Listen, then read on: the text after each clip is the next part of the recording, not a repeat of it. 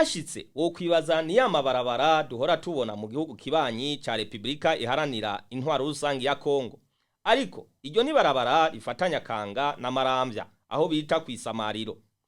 Iryo barabara rikaba ata mwaka uheze rihejejwe gusanurwa, aho mbere hasubiwemwo n'ikiraro gifatanya Buterere na Maramvya cyari caratwawe n'imvura.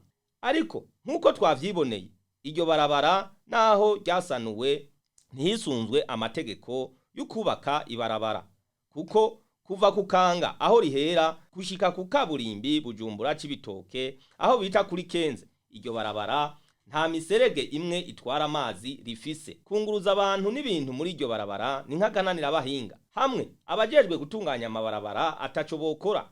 Iryo barabara rirahakwa gutwagwa ryose, uravye amazi agisukamwo uko angana atagira iyaja. Abanyagihugu twayaze bakoresha iryo barabara imyidogo ni myinshi, tukaba tugiye kurondera abajejwe amabarabara mu Burundi bagire ico bavuze. Aho ni mu gihe ata mwaka urahera iryo barabara risanuwe.